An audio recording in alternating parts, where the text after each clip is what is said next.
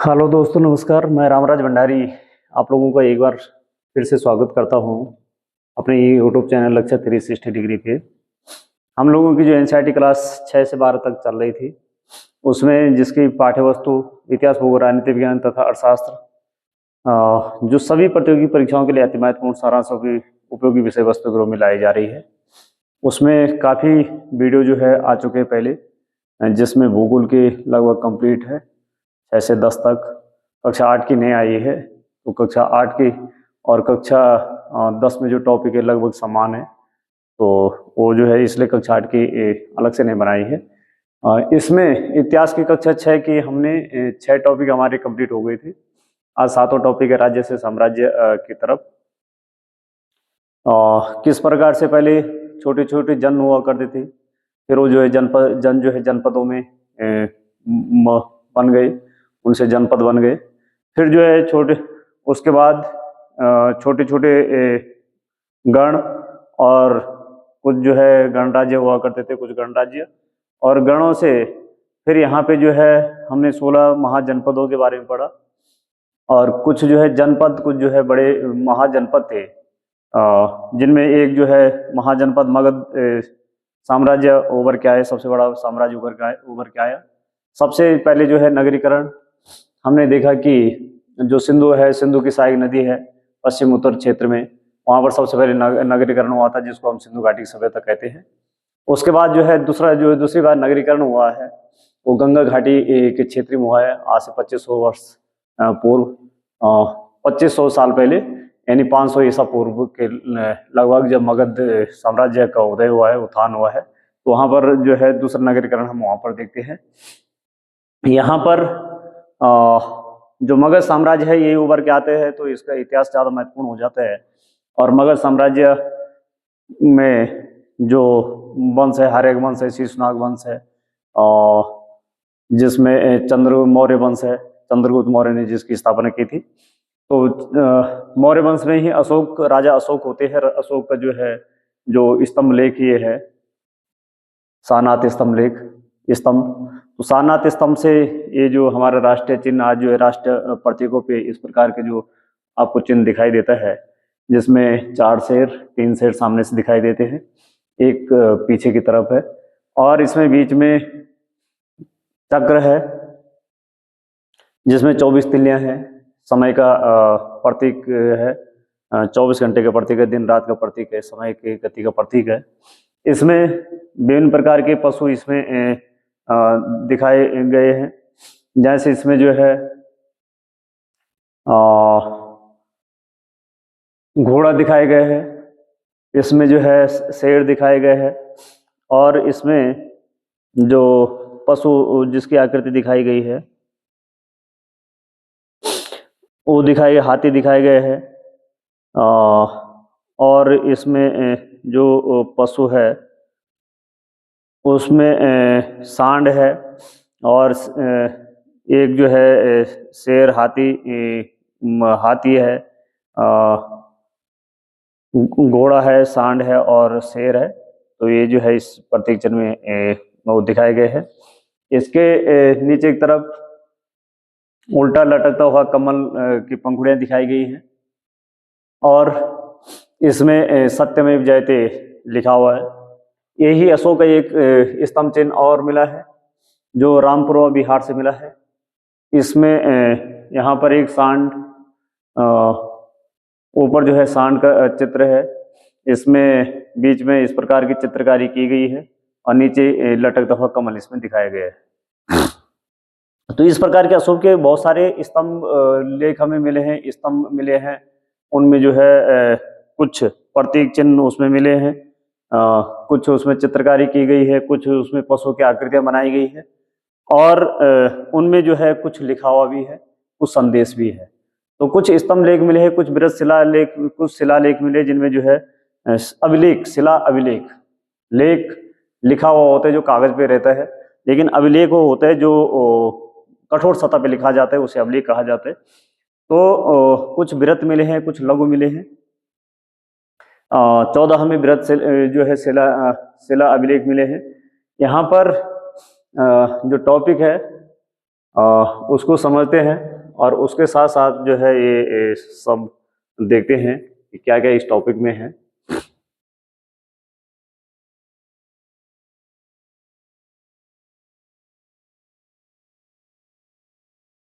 हम जिन शेरों के चित्र रुपए पैसों पर देखते हैं पत्थरों को काट करके बनाए गए हैं। पत्थरों को काट कर दिखा ये समझाने की कोशिश की जा रही कक्षा 6 की एनसीईआरटी, तो इसमें समझाने की कोशिश की जा रही कि पत्थरों को जो है काट करके बनाए गए हैं। तो कितने सुंदर ढंग से इसको डिजाइन किया गया, कितना टाइम इसमें लगा होगा काटने में। एक बार यदि खराब हो जाता तो सारा ही खराब हो जाता फिर से। तो वो लोग जो है कितनी मेहनत से उस समय जो है बनाते थे, उनके अंदर कितनी कला थी। बनाए गए। फिर उन्हें सारनाथ में एक विशाल स्तंभ पर स्थापित किया गया। सारनाथ के जो है विशाल स्तंभ, तो इसलिए इसे स्तंभ लेख कहा जाता है क्योंकि वो पत्थर का ही वो स्तंभ है और उस स्तंभ पे इसको जो है स्थापित किया गया।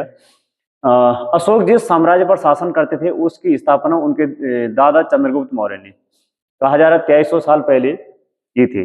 2300 साल पहले की थी उस साम्राज्य की स्थापना। यानी हम यदि देखें तो यदि ईसा पूर्व के हिसाब से देखें तो 300 ईसा पूर्व, 300 ईसा पूर्व एनसीईआरटी के हिसाब से यदि ईसा पूर्व देखें तो 300 ईसा पूर्व की थी, ईसा पूर्व की थी। 2300 ईसा पूर्व की थी। यानी एनसीईआरटी 2000 को जो है आधार वर्ष मान के चलता है। उस हिसाब से जो है 2300 में से 2000 घटाएंगे तो 300 ईसा पूर्व आ जाएगा। ये चंद्रगुप्त मौर्य इनके दादा थे अशोक के, जिन्होंने मौर्य साम्राज्य की स्थापना की थी। इसके बाद जो है बिंदुसार इनके पिता थे अशोक के, यानी चंद्रगुप्त मौर्य के पुत्र थे। और जो मगध साम्राज्य का पहला वंश है हर्यक वंश है, जिसके जो है संस्थापक हर्यक वंश के जिसके संस्थापक बिंदुसार, हर्यक वंश इसका पहला संस्थापक है। लेकिन इसके हाँ, तो इनके जो हर्यक वंश के संस्थापक है बिंबिसार है, बिंबिसार। और जो चंद्रगुप्त मौर्य के पुत्र है वो बिंदुसार है, बिंदुसार और बिंबिसार। तो बिंबिसार जो है ध्यान रखना कि बिंबिसार है हर्यक वंश के संस्थापक, और इनके ही पुत्र अजातशत्रु, जिनके समय में जो है पहली बहुत संगति हुई थी। यानी जो महावीर गौतम बुद्ध थे उनकी मृत्यु के बाद जो है तुरंत जो है बहुत संगति, प्रथम बहुत संगति हुई थी, उन्हीं के समय में हुई थी। अजातशत्रु के समय में उनके जो है पुत्र फिर उदयन है, और फिर जो है नागदशक है उनके पुत्र। तो अंतिम जो है जो शासक थे वो नागदशक थे इस वंश के। और उसके बाद जो है जो शासन करते हैं वो शिशुनाग वंश करता है, और शिशुनाग वंश के बाद जो है नंद वंश करता है मगध पर, और नंद वंश के बाद जो है यहाँ पर मौर्य वंशों का शासन होता है। तो चाणक्य या कौटिल्य नाम के एक बुद्धिमान व्यक्ति ने चंद्रगुप्त की सहायता की थी, और चंद्रगुप्त के ये जो है प्रधानमंत्री हुआ करते थे चाणक्य और कौटिल्य। और ये चाणक्य और कौटिल्य बिंदुसार के समय भी उनके जो है प्रधानमंत्री थे। वो जो है कहानी हमने जो पढ़ी हुई है कि किस प्रकार जो है एक बालक वो खेल रहा है और वो राजा का रोल कर रहा है। तो चाणक्य के कई विचार हमें अर्थशास्त्र, और चाणक्य के जो विचार मिलते हैं हमें वो अर्थशास्त्र नामक ग्रंथ में मिलते हैं। अर्थशास्त्र नामक जो पुस्तक है उन्होंने लिखी थी, उसमें उनके विचार मिलते हैं। तो अर्थशास्त्र से संबंधित तो है, राजनीति से संबंधित पुस्तक है। यानी इसमें वैसे लगभग सभी विषयों की जो है जानकारी इसमें मिलती है, लेकिन राजनीति से संबंधित इसमें ज्यादा है किताबें मिलती है। साम्राज्य में बहुत से नगर थे, इनमें साम्राज्य की राजधानी पाटलिपुत्र थी। तो जो साम्राज्य मगध की राजधानी थी ये पाटलिपुत्र थी, उज्जैन और तक्षशिला जैसे प्रमुख नगर। और यहाँ पर ये जो है इसमें मुख्य महत्वपूर्ण नगर उसमें उस समय उज्जैन और तक्षशिला इसमें महत्वपूर्ण नगर थे, और मौर्य साम्राज्य की राजधानी पाटलिपुत्र हुआ करती थी, जो वर्तमान पटना है। यानी पटना, वर्तमान पटना का नाम ही पाटलिपुत्र हुआ करता था। अभी तक्षशिला है, तक्षशिला ये पश्चिम की तरफ, उत्तर पश्चिम। तो उत्तर पश्चिम और मध्य एशिया के लिए आने जाने का मार्ग था।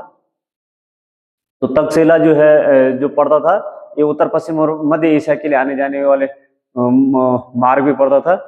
दूसरी तरफ उज्जैन जो पड़ता था, उज्जैन उत्तरी भारत से दक्षिण भारत से जाने वाले रास्ते में पड़ता था। और शायद इन नगरों में व्यापार, सरकारी अधिकारी और शिल्पकार रहा करते थे। तो इन नगर, ये जो है व्यापार की दृष्टि से नगर महत्वपूर्ण थे, ये शिल्प के दृष्टि से महत्वपूर्ण थे। इसमें जो है अधिकारी इत्यादि यहाँ पर रहते थे। साम्राज्य राज्यों से बड़े होते थे। अब यहाँ पे कहा जा रहा है कि जो साम्राज्य थे ये राज्यों से, जैसे मगध साम्राज्य तो ये बहुत बड़ा हुआ करता था और राज्य जो छोटे हुआ करते थे, तो साम्राज्य इन्हीं राज्यों से बड़े होते थे। उनकी रक्षा के लिए बड़ी सेनाएं, अब सेना भी इनकी रक्षा के लिए बड़ी सेना की जरूरत है, तो इसलिए सम्राटों को राजधानी की तुलना में, राजाओं की तुलना में ज्यादा संसाधन की। अब जो है ये सम्राट है, जो साम्राज्यों में जो सम्राट है, इनको राजाओं की तुलना में बहुत ज्यादा संसाधन की आवश्यकता है, क्योंकि ज्यादा सेना की जरूरत है इनको, ज्यादा संसाधन की जरूरत है इनको। तो इसलिए जो है बड़ी सेना है, इनकी रक्षा के लिए बड़ी सेना की जरूरत है, फिर संसाधन इनके लिए इनकी ज्यादा चाहिए, इनको संसाधन की जरूरत ज्यादा है। इसी कारण बड़ी संख्या में कर भी इकट्ठा ये ज्यादा करेंगे। तो कर भी इकट्ठा करेंगे और एक इकट्ठा करने वाले अधिकारियों की जरूरत भी ज्यादा पड़ेगी, तो अधिकारियों की जरूरत यहाँ पे ज्यादा पड़ेगी। तो मौर्य साम्राज्य यानी बहुत बड़ा। तो मौर्य साम्राज्य में जो अधिकारी इत्यादि है, इनको हम पॉलिटिकल का जब चलेगा उस समय देखेंगे, या बड़ी क्लासों में देखेंगे, वहां पर जो है इन अधिकारी कौन कौन से अधिकारी उस समय हो करते थे मौर्य साम्राज्य में। श्वेताध्यक्ष जैसे जो है राज्य के भूमि का देख रेख करने वाला है। तो इस प्रकार से बहुत सारे प्राणाध्यक्ष है जो मुद्रा संबंधी मामले देखता था। तो ये ऐसे बहुत से सोराध्यक्ष है, बहुत सारे अध्यक्ष है उस समय जो हुआ करते, यानी विभाग बंटे हुए थे, विभागों को अध्यक्ष हुआ करते थे। तो इसलिए अलग अलग हिस्सों पर अलग अलग ढंग से शासन किया जाता। तो कहा जा रहा है कि अलग अलग हिस्सों पे अलग अलग ढंग से शासन होता था। पाटलिपुत्र और उसके आसपास के इलाकों पर सम्राट का सीधा नियंत्रण। अब जहां पे राजधानी है पाटलिपुत्र और उसके आसपास वाले क्षेत्र में तो सीधे सम्राट सीधे नियंत्रण करता था। और जो अन्य जो राज्य जो है बंटा हुआ था, जैसे इस समय प्रांत होते हैं, उस समय इस प्रकार के जो अन्य प्रांत थे उसमें भी जो है गवर्नर बिठाए जाते थे। और गवर्नर जो होते थे और राजा के पुत्र इत्यादि हुआ करते थे, या राजा के बहुत विश्वास पात्र लोग ही हुआ करते थे, या राजघराने के लोग ही हुआ करते थे। तो राज्य से साम्राज्य से कैसे भिन्न था? तो किसानों, पशुपालकों, शिल्पकारों और व्यापारियों से कर इकट्ठा करने के लिए राज्य अधिकारियों की नियुक्ति करता था। इन लोगों से व्यापार जो है टैक्स लेना है, तो अधिकारियों की नियुक्ति है, अलग अलग जो है अधिकारियों की नियुक्ति हुई यहाँ पे। इनमें से कई अधिकारियों को वेतन भी, इनमें जो है इनको वेतन दिया जाता था। उस समय वेतन देने की प्रथा शुरू हो गई थी, नगद वेतन भी दिया जाता था इस समय। संदेश वाहक एक जगह से दूसरी जगह घूमते रहते थे, राजा के जासूस अधिकारियों के कार्यकलाप पर नजर रखते थे। तो जो ये संदेश वाहक होते थे, ये क्या करते थे कि राजा के जो है जासूस अधिकारियों के कार्यकलापों पर नजर रखते थे। तो ये जो संदेश वाहक होते थे, ये राजा के जासूस होते थे और एक अधिकारियों के कार्यकलाप पे नजर रखते थे। तो संदेश वाहकों का काम होता था एक जगह से दूसरी जगह घूमना, और राजा के जो अधिकारी है, राजा के जो कर्मचारी है, उन पे नजर रखना कि कोई गलत जो है कार्य तो नहीं कर रहा है। इन सबके ऊपर सबसे ऊपर सम्राट था, जो राजा राजपरिवार एवं वरिष्ठ मंत्रियों की सहायता से सब पर नियंत्रण रखता था। तो सबसे ऊपर सम्राट है और मंत्रियों की सहायता से सब पे नियंत्रण रख रहा है। अब यहाँ पे अशोक के जो है कुछ अभिलेख यहाँ पर दे रखे हैं, और अभिलेख जो अशोक के जो अभिलेख है कहाँ कहाँ से मिले हैं, बहुत सारे जो है अभिलेख है, बहुत सारे जो है शिलालेख इत्यादि मिले हैं, कुछ वृत्त शिलालेख मिले हैं। तो शिलाओं पे जो अभिलेख लिखवाए जाते थे उन्हें ही अभिलेख कहा जाते हैं, वो जो है कठोर सतह पे लिखवाए गए हो तो अभिलेख होंगे। तो बहुत सारे जगह से मिले हैं, ये अलग अलग भाषाओं में मिले हैं, अलग अलग लिपियों से लिखे हुए मिले हैं। कुछ जो है बर्मी लिपि में लिखे हुए मिले हैं, कुछ जो है खरोष्ट लिपि में लिखे हुए मिले हैं, कुछ जो है यूनानी और अरमाइक। तो कंधार वाला जो अभिलेख है और इधर जो है लंपक में है, यहाँ पर अफगानिस्तान में जो अभिलेख है, ये अभिलेख मिला है, दो भाषा है ये, अरमाइक और यूनानी लिपि में लिखा हुआ है कंधार वाला अभिलेख। यहाँ पर मनसेहरा शहबाज गढ़ी वाले जो अभिलेख मिले हैं, ये तक्षशिला से मिल रहे हैं अभिलेख। इधर ये तक्षशिला दिखाए गए जो हमने देखा व्यापारिक केंद्र था, ये पश्चिम की तरफ जो जाने वाले रास्ते थे। तो यहाँ पर मनसेर और शहबाज गढ़ी के अभिलेख खरोष्ट लिपि में लिखे हुए, ये पाकिस्तान में है ये अभिलेख। तो ये जो 14 बृहत शिला अभिलेख मिले हैं 8 स्थानों से मिले हैं, 8 स्थानों से 14 बृहत शिला अभिलेख मिले हैं। ये अभिलेख जो मिले हैं यहाँ पर कालसी से मिला है, कहीं कलसी कहीं कालसी लिखा रहते। तो ये तो हमें पता है कि यहाँ पे उत्तराखंड में ही है। और यहाँ पर जो है टोपरा है, मेरठ है। तो ये टोपरा मेरठ शिलालेख, इसको ही फिरोज शाह ने जो है दिल्ली लाया था। यहाँ पर गिरनार में गुजरात में, सोपरा महाराष्ट्र में, यहाँ पर सन्नाती महाराष्ट्र में, और यहाँ पर जो है मास्की है, एरागुडा है, ब्रह्मगिरी है। तो ये कुछ दक्षिणी, ये जो है दक्षिणी भारत से मिले हैं। तो कर्नाटक में मास्की या मास्की शिलालेख है। तो मास्की जो शिलालेख है कर्नाटक, और गुर्जरा शिलालेख मध्य प्रदेश, यहाँ पर मध्य प्रदेश गुर्जरा शिलालेख, और यहाँ पर मास्की शिलालेख। तो इन शिलालेखों से जो है अशोक का व्यक्तिगत नाम की जानकारी मिलती है। वैसे जो है अशोक की जो व्यक्तिगत नाम की जानकारी मिलती है ये नेतुर शिलालेख से भी मिलती है, और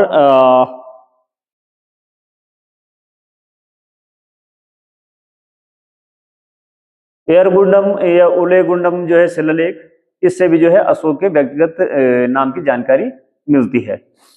तो इन शिलालेखों में मास्क शिलालेख में जो कर्नाटक में है, यहाँ पर कर्नाटक में, इसमें इस शिलालेख में अशोक नाम तथा बुद्ध शाक्य नाम जो है मिलता है मास्क शिलालेख में। इसमें देवान नाम प्रिय अशोक का नाम मिलता है। मास्क शिलालेख में देवान नाम प्रिय अशोक नाम मिलता है।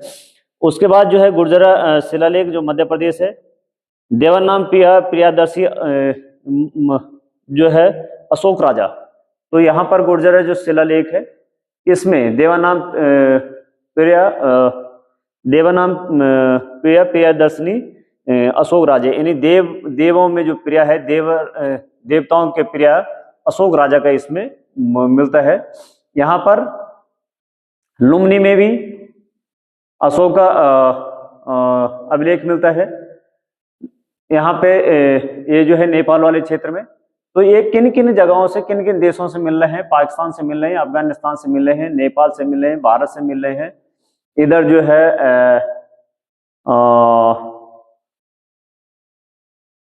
म्यांमार तक ये जो है मिल रहे हैं, ये अशोक के शिलालेख मिल रहे हैं। इसके बाद जो है जो अशोक के अभिलेख है ये बबरू बैराट राजस्थान। तो यहाँ पर बबरू बैराट राजस्थान से देवानाम प्रियदर्शी यहाँ पर से भी मिला है। राजस्थान से भी एक शिलालेख मिला है बबरू बैराट राजस्थान से, तो उसमें भी अशोक का व्यक्तिगत नाम मिलता है। इसके बाद जो है कलिंग शिलालेख, कलिंग युद्ध की जो जानकारी मिलती है 13 शिलालेख में मिलती है। तो 13 शिलालेख में कलिंग जो है कलिंग युद्ध यानी विजय का जो है वर्णन मिलता है, और विदेशी राज्यों का वर्णन भी इसी में ही मिलता है। इसके अलावा जो है जो पहला शिलालेख उसमें पशु बलि की निंदा की गई है अशोक के द्वारा, और अशोक ने जो है अपने जो उसके अधिकारी है उनको कहा कि जहां पर भी कोई बड़ा जो है शिला मिलती है उसमें मेरे संदेशों को लिखवा दीजिए। जो अशोक के जो है संदेश थे, जो उसके जो है नीतियां थी, जो उसके जो है विचार थे, उन विचारों को जो है उसमें लिखवाई गई। तो बहुत जगह व्यक्तिगत अशोक के व्यक्तिगत नाम की चर्चा मिलती है। तीसरे शिलालेख में रज्जुक और प्रादेशिक अधिकारियों का जो है वर्णन मिलता है। चौथे शिलालेख में भेरी घोषी को त्यागने की, यानी जो रण घोष है उसको त्यागने की बात की गई है चौथे शिलालेख में। पांचवें शिलालेख में धम्म महामात्य जो अधिकारी है उनकी नियुक्ति की बात मिलती है। और 8वें शिलालेख में जो महत्वपूर्ण शिलालेख है, तो इसमें धम्म यात्रा की शुरुआत की बात की गई है। धम्म यात्रा की शुरुआत, तो यहाँ पर जो है रण यात्रा की जगह जो है धम्म यात्रा की बात की गई है। 12वां शिलालेख में जो है धर्म नीति का वर्णन किया गया है कि धर्म क्या है, उससे जो उसकी नीति क्या है उसका वर्णन किया गया है। और जो स्तंभ लेख में है दिल्ली मेरठ जो है दिल्ली टोपरा, तो दिल्ली मेरठ दिल्ली टोपरा ये जो है स्तंभ लेख है। ये टोपरा है, दिल्ली मेरठ है, ये अशोक के स्तंभ लेख है। इसमें जो है स्तंभ लेख में लोरिया नंदन गढ़, लोरिया, अरिराज और रामपुरवा, ये 3 स्तंभ लेख जो है मिले हैं बिहार से। तो लोरिया नंदन गढ़ जो है, लोरिया नंदनगढ़, लोरिया अरिराज और रामपुरवा, ये बिहार से मिले हैं। तो ये जो है रामपुरवा हो गए, लोरिया अरिराज हो गए, और यहाँ पे लोरिया नंदनगढ़ भी है। तो यहाँ ये जो है रामपुरवा से जो फर्स्ट में वो लगाया गया था जिसमें बैल सांड की आकृति है, वो वाला जो है स्तंभ लेख मिला है जो अभी राष्ट्रपति भवन में है। और लोरिया राज से मिला है, यहाँ से जो है स्तंभ लेख है, उस पे जो है ऊपर जैसे उसमें रामपुरा में सांड की आकृति है, ऐसे इसमें जो है मोर की आकृति है। तो ये लोरिया अरिराज से मिला है। तो 3 जो है ये बिहार में मोर का चित्र मिला है इसमें लोरिया अरिराज से। और इस प्रकार से जो अशोक के और भी है, सांची है, सारनाथ है, कौशाम्बी है। तो सांची, सारनाथ, कौशाम्बी, ये सांची है, कौशाम्बी है, सारनाथ है। तो ये कुछ जो है अन्य लघु शिलालेख मिले हैं। कुछ अशोक के जो है गुफा लेख मिले हैं, गुफाएं भी जहाँ थी वहां पर भी जो है अशोक ने अपने विचारों को लिखवाया है, खुदवाया है। तो कुछ स्तंभ उसमें जो है गुफा लेख भी मिले हैं। जैसे अशोक के जो मौर्य वंश का एक शासक है दशरथ, तो दशरथ ने जो है बराबरी गुफाओं में भी बराबरी गुफाएं जो है आजीविका संप्रदाय को दान दी थी। तो बिहार में आजीविका संप्रदाय के लिए एक जो है बराबरी गुफा बनवाई थी। अब यहाँ पे है एक शिलालेख जो यूनानी भाषा, तो ये यूनानी भाषा में है।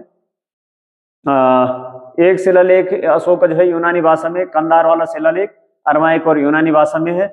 ये अन्य जो ये जो शिलालेख है ये खरोष्टी लिपि में है, और जो अन्य शिलालेख है ये ब्रह्म लिपि में है। तो अन्य शिलालेख जो है ब्रह्म लिपि में है। लुम्नी लघु स्तंभ लेख अशोक की उपाधि देव नाम प्रियदर्शी, तो लुम्नी वाले में भी यहाँ पर भी अशोक की उपाधि है। और लुम्नी शिलालेख में जो ये लुम्नी है, तो अशोक ने यहाँ की यात्रा भी की थी, यहाँ भी गया था। और यहाँ जहाँ जहाँ बुद्ध गए थे, इन्होंने अशोक ने बौद्ध धर्म को जो है अपना लिया था। बौद्ध धर्म को ऐसे तो जो है कहीं भी अशोक ने बौद्ध धर्म अपनाया नहीं, उन्होंने एक जो अपना व्यक्तिगत धर्म, क्योंकि धम्म की जो है बात की है अशोक ने, तो लेकिन अशोक बौद्ध धर्म से ही प्रभावित थे। और वहाँ वहाँ उन्होंने जो है शिलालेख लिखवाए हैं जहाँ जहाँ जो है भगवान महात्मा बुद्ध जो है गए थे। जेम्स प्रेपेंस ने सर्वप्रथम इन शिलालेखों को पढ़ने में सफलता हासिल की थी। उससे पहले पढ़ने की तो कोशिश बहुत लोगों ने की थी, लेकिन जेम्स प्रेपेंस ने सर्वप्रथम पढ़ने में सफलता हासिल की थी, जो अशोक के लेख है, शिलालेख है।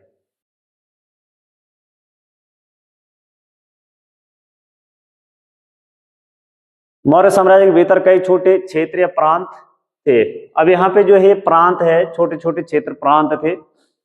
इन पर तक्षशिला या उज्जैन जैसे प्रांतीय राजधानी से शासन किया जाता। तो इन प्रांतों पे जो है ये छोटे छोटे जो है इन प्रांतों की राजधानी कहा जा रहा है कि जो है तक्षशिला या उज्जैन जैसे प्रांतियों जो है राजधानियां थी, तो इनसे जो है इन पे शासन किया जाता था। कुछ हद तक पाटलिपुत्र से इन पर भी जो है नियंत्रण रखा जाता था। राजकुमारों को वहां का राज्यपाल यानी जो है प्रांतों पे जो राज्यपाल बिठाए जाते थे, वहां का सर्वोच्च जो अधिकारी होता था राज्यपाल होता था, और वो जो है राजकुमारों को बना करके भेज दिया जाता था। इन जगहों पर स्थानीय परंपरा और नियमों से ही उनको ही माना जाता था। ऐसा नहीं कि अशोक ने जो है किसी को भी अनावश्यक परेशान वो नहीं करवाया है। और वो वहाँ पे जो है कहीं केंद्र के शासन केंद्र के नियम कानून नहीं थोपे, बल्कि वहां के जो स्थानीय नियम कानून थे उनको ही जो वहां पर चलने दिया। अर्थशास्त्र में लिखा है कि उत्तर पश्चिम कंबल के लिए उत्तर पश्चिम वाला क्षेत्र जहां पर जो कांधार इत्यादि है, ये वाला क्षेत्र कहा जा रहा है कि कंबल के लिए, और दक्षिण भारत सोने और कीमती पत्थरों के लिए प्रसिद्ध है। तो दक्षिण भारत जो है सोना और कीमती पत्थर वहां पे मिलते थे, अभी वहां पर जो है कीमती पत्थर वहां पे अभी भी सोना वहां पे मिलता है। संभव है कि संसाधन नजराने के रूप में, अब जो संसाधन ये जो है नजराने के रूप में इकट्ठा किए जाते थे, तो नजराने के रूप में इकट्ठा किए जाते थे, यानी नजराना लिया जाता था। एक तरफ से गिफ्ट के रूप में, समझे भेंट के रूप में लिया जाता था। संभव है कि संसाधन नजराने के रूप में इकट्ठे किए जाते थे। अंत में अब कहां कहां पर जो है ये कैसे कैसे टैक्स ले रहे हैं, तो अलग अलग जो है कृषकों से है, पशुपालकों से, अलग अलग से इन्होंने अलग अलग अधिकारी टैक्स लेने के लिए वो रखे हुए।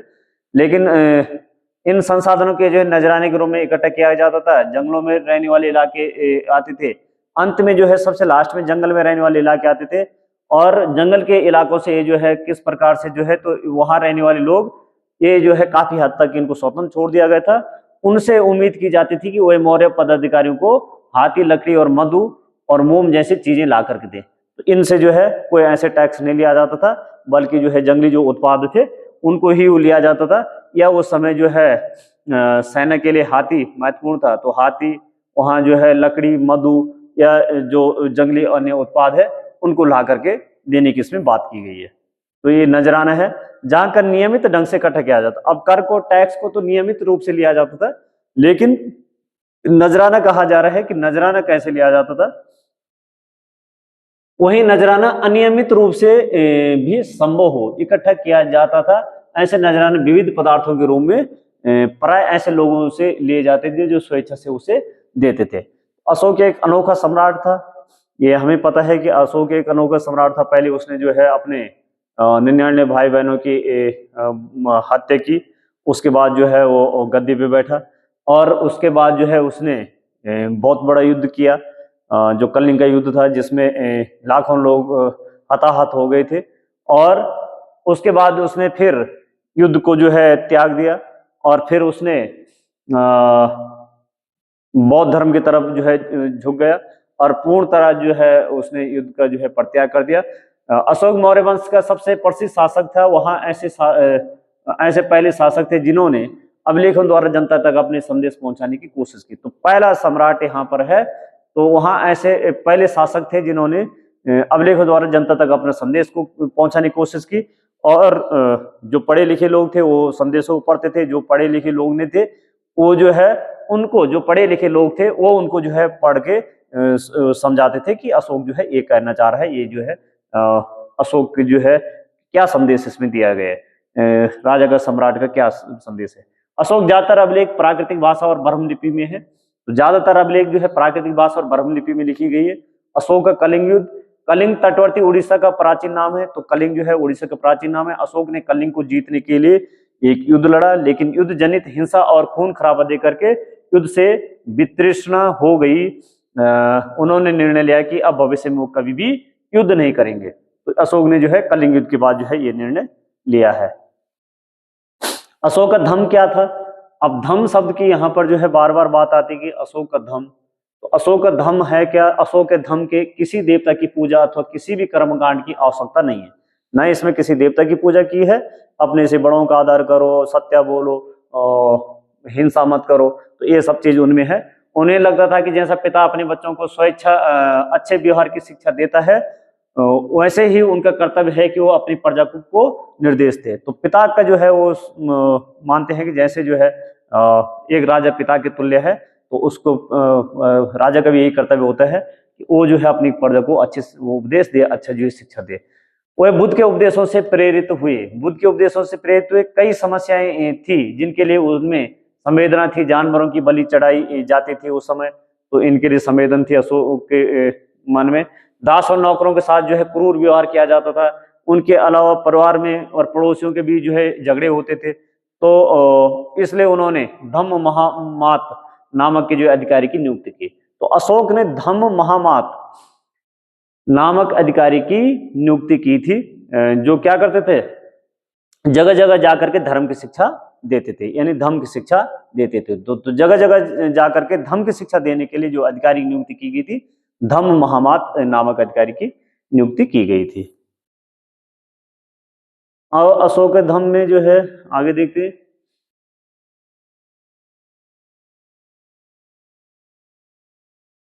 ये जो है ये स्तंभ लेख है, जो यहाँ जो है बिहार के रामपुरा से मिला था, मौर्यकालीन स्तंभ का हिस्सा।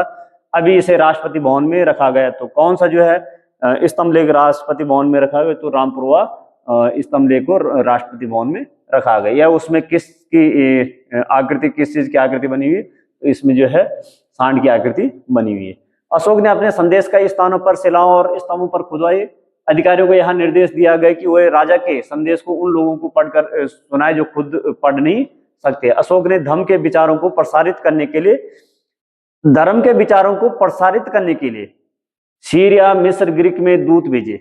इन देशों में यहाँ पे जो है इन्होंने जो है दूत भेजे। अपने पुत्र को महेंद्र और संघमित्रा को इन्होंने जो है इसी कार्य के लिए श्रीलंका भेजा। तो श्रीलंका और जो लक्षद्वीप है, यहाँ पर जो है यही गए थे महेंद्र और संघमित्रा। यहाँ पर अपने पुत्र और पुत्री को भी जो है भेजा था। उन्होंने सड़कें बनवाई, कुएं खुदवाए, विश्राम गृह बनवाए। इसके अतिरिक्त उन्होंने मनुष्यों और जानवरों की चिकित्सा की भी व्यवस्था की थी। तो ये भी इन्होंने अशोक ने वो की थी। अब यहाँ पे कुछ महत्वपूर्ण तिथियां हैं। मौर्य साम्राज्य की शुरुआत जो है 2300 साल पहले, यह हमने देख लिया। ब्रह्म लिपि, आधुनिक भारत की ज्यादातर लिपियां पिछले सैकड़ों वर्षों में ब्रह्म लिपि से उत्पन्न हुई। तो भारत की जो लिपि है, जैसे देवनागरी लिपि है, दूसरी लिपि है, गुरुमुखी लिपि है, तो ये कहा जा रहा है कि ये जो है किससे निकली है? ब्रह्म लिपि से निकली हुई है। यह आप आ अक्षर को अलग अलग भाषाओं लिपियों में देख सकते हैं। तो अलग अलग भाषाओं में प्रारंभिक ब्रह्म लिपि में आ अक्षर ऐसा लिखा जाता था, देवनागरी में ऐसा लिखा जाता है, बांग्ला में ऐसा लिखा जाता है, मलयालम में ऐसा लिखा जाता है ऐसे ही जो है घूम करके, और तमिल में ये ऐसे। तो ये जो है यहाँ पर अशोक की कुछ जो है ये ब्रह्म लिपि है और ब्रह्म लिपि से निकली हुई अन्य लिपियों की। तो इसी के साथ जो है ये टॉपिक समाप्त होता है। और यहाँ पर जो है मेरा ये टेलीग्राम का स्कैनर है, आप लोग जो है इसको स्कैन कर सकते हैं और इससे जो है आप जो मेरा टेलीग्राम ग्रुप है उसे वो जुड़ सकते हैं। और इससे आप उससे जुड़ करके वहीं पर जो है जो ये जो भी टॉपिक पढ़ाए जाएंगे उनकी जो PDF रहेगी वो वहीं पर जो है मिलेगी। तो इसी टेलीग्राम चैनल पे PDF मिल जाएगी। इसको जो है आप स्कैन कर लीजिए और आप जो है टेलीग्राम ग्रुप से जुड़ जाइए और अन्य लोगों को भी आप लोग जो है भेजिए। तो इसको जो है बहुत शॉर्ट में इसको बनाया गया है और यहीं से आपको जो है इसको इतना जो है पढ़ लेंगे, इतना समझ लेंगे, तो आपके यहाँ से जो प्रश्न बनने हैं वो बन जाएंगे। बड़ी क्लासों के लिए हम उस हिसाब से देखेंगे। जब बड़ी क्लासों के जो है वो पढ़ेंगे तो वहाँ पर जो है विस्तृत में पढ़ेंगे। अभी सिर्फ हम कक्षा 6 को देख रहे हैं NCERT को, तो कक्षा 6 के हिसाब से हम चल रहे। Thank you. आप लोग जो है अच्छे से तैयारी कीजिए। Thank you.